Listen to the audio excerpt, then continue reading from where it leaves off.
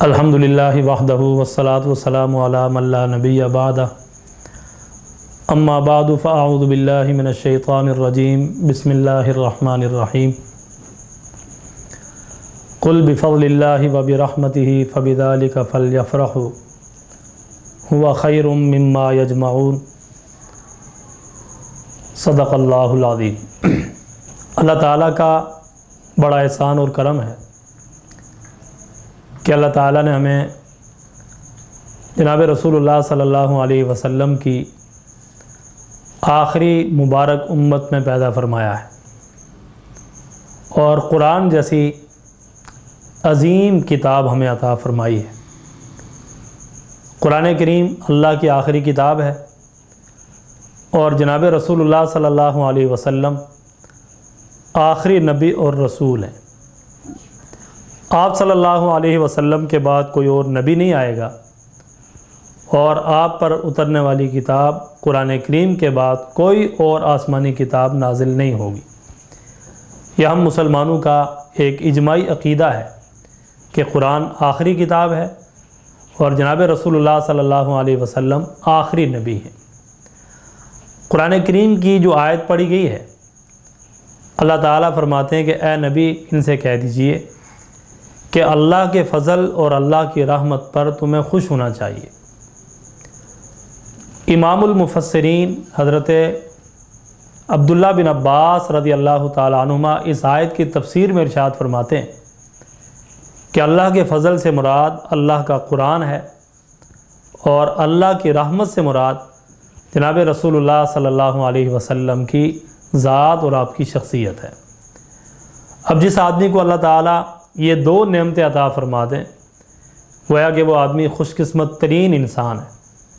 سب سے زیادہ اللہ اس کو عظمتیں عطا فرما رکھی ہیں، اس کو اللہ تعالیٰ نے نعمتوں کا خزانہ عطا فرما دیا ہے، جس کے بعد یہ دو نعمتیں ہوں، ایک قرآن کی نعمت اور ایک جناب رسول اللہ صلی اللہ علیہ وسلم کی شخصیت اور آپ کی ذات کا ہونا۔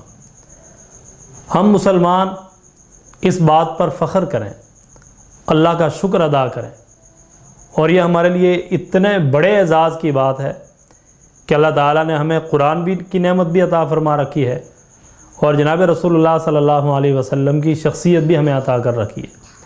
ہماری نسبت قرآن کے ساتھ بھی ہے اور ہماری نسبت جناب رسول اللہ صلی اللہ علیہ وسلم کے ساتھ بھی ہے۔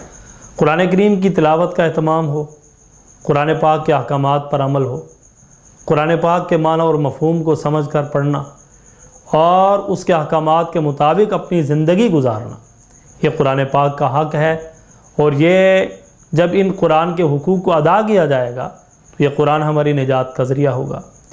اور دوسری طرف جناب رسول اللہ صلی اللہ علیہ وسلم کی مبارک سنت ہے، آپ کی مبارک تعلیمات، یہ جب ہماری زندگی میں آئیں گی، آپ کی ایک ایک سنت کو ہم زندہ کرنے والے ہوں گے، آپ کی مبارک اور مطہر شریعت کے مطابق ہم اپنی زندگی گزاریں گے، تو اللہ تعالیٰ نے دنیا میں بھی کامیابی کا وعدہ کیا ہوا ہے اور آخرت میں بھی ہمیشہ ہمیشہ کی کامیابی ہمارا مقدر بنے گی۔ پیارے محبوب صلی اللہ علیہ وسلم کی ایک ایک سنت اس کائنات کی ہر چیز سے زیادہ اعلیٰ اور عرفہ ہے، اس لیے کہ وہ عمل تو اگرچہ چھوٹا سا ہے لیکن اس کی نسبت جناب رسول اللہ صلی اللہ علیہ وسلم کی طرف ہے۔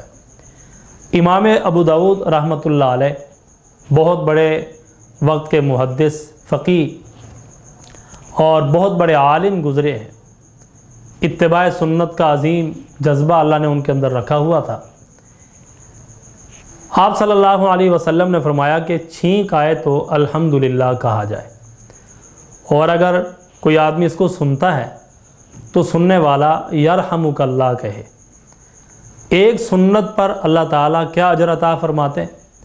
جناب رسول اللہ صلی اللہ علیہ وسلم نے فرمایا من تمسک بسنتی عند فساد امتی فلہ اجر مئۃ شہید۔ فرمایا کہ جو فتنے اور فساد کے زمانے میں میری ایک سنت کو لازم پکڑے گا، فرمایا کہ اس کو 100 شہیدوں کے برابر اجر و ثواب عطا کیا جائے گا۔ اور آپ صلی اللہ علیہ وسلم نے فرمایا کہ جس نے مجھ سے محبت، جس نے میری سنت سے محبت کی، گویا اس نے مجھ سے محبت کی، فرمایا کہ جس نے مجھ سے محبت کی، فرمایا کہ وہ قیامت کے دن میرے ساتھ بالکل قریب ہوگا۔ تو امام ابو داؤد رحمۃ اللہ علیہ ایک سمندر کے کنارے کھڑے تھے، بحری جہاز گزر رہا تھا، بحری جہاز میں موجود ایک آدمی کو چھینک آئی اور اس نے الحمدللہ کہا۔ امام ابو داؤد رحمۃ اللہ علیہ نے سوچا کہ میں یہاں سے اگر یرحمک اللہ کہوں گا تو اس کو آواز نہیں پہنچے گی۔ انہوں نے وہاں سے قریب ایک کشتی کرائے پر لی 3 درہم کی، اور کشتی کرائے پر لے کر اس کے قریب پہنچے اور اس کو یرحمک اللہ کہا اور واپس آنے لگے۔ تو غیب سے آواز آئی کہ اے امام ابو داؤد، آپ نے 3 درہم میں جنت خرید لی ہے۔ کتنا بڑا مقام ہے کہ 3 درہم تو خرچ کر لیے، لیکن ایک سنت کو زندہ فرما دیا، اور اللہ کی طرف سے غیب سے آواز آئی کہ تیرا اخلاص اتنا تھا کہ ہم نے اس بنیاد پر تیری مغفرت کا اعلان کر دیا اور تیرے لیے جنت کو واجب کر دیا۔ تو ایک ایک سنت کا بڑا اہم مقام اور مرتبہ ہے۔ حضرت ابراہیم بن ادہم رحمۃ اللہ علیہ بہت بڑے اللہ کے ولی گزرے، بڑے بادشاہ تھے، بادشاہت میں، سلطنت میں، محلات میں رہنے والے۔ ایک دفعہ ایک آدمی رات کو چھت پر کچھ ڈھونڈ رہا ہے، بھیجا ایک آدمی جاؤ جا کر پتہ کرو کیا ہے، آواز آ رہی ہے۔ اس کو نیچے بلایا گیا، اس نے کہا جی کہ میرا جنگل میں اونٹ گم ہو گیا ہے تو میں اس کو تلاش کر رہا ہوں۔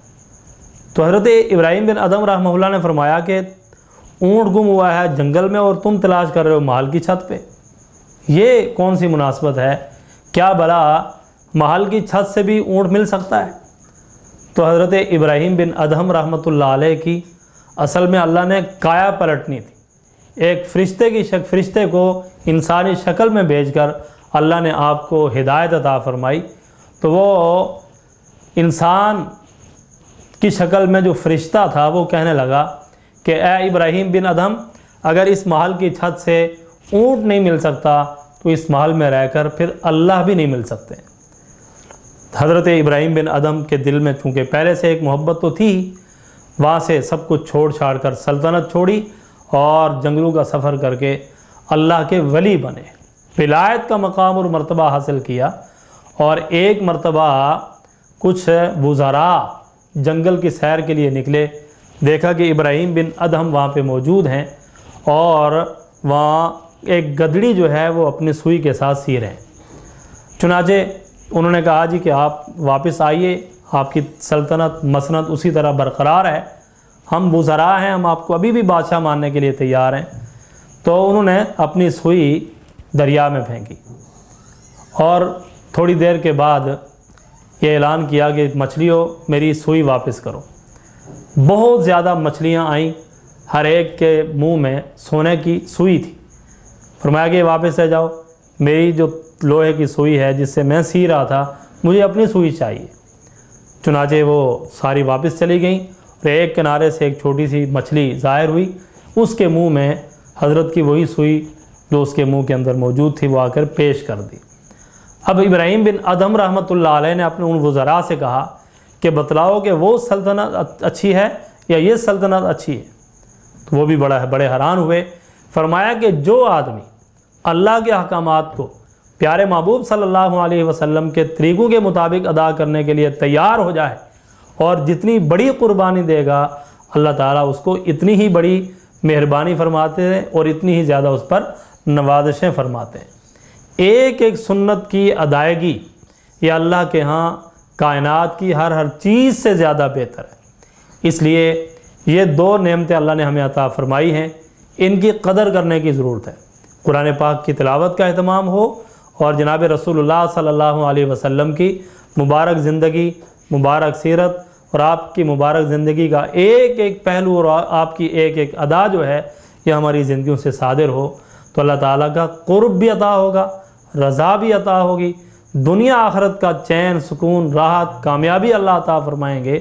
تو ان 2 نعمتوں کی قدردانی یہی ہے کہ ہم ان کے حقوق کو ادا کریں، اور ان کے حقوق یہی ہیں کہ قرآن پاک کو پڑھنا، قرآن پاک کے معنی اور مفہوم کو سمجھنا، قرآن پاک کو اپنی زندگی کا اوڑھنا بچھونا بنانا، ہر وقت ہمارا دھیان توجہ قرآن کی طرف ہو، चलते फिरते उठते बैठते कुरान पाक की तरफ तवज्जो, कुरान पाक की तिलावत, हर वक्त हमारी ज़ुबान से कुरान पाक की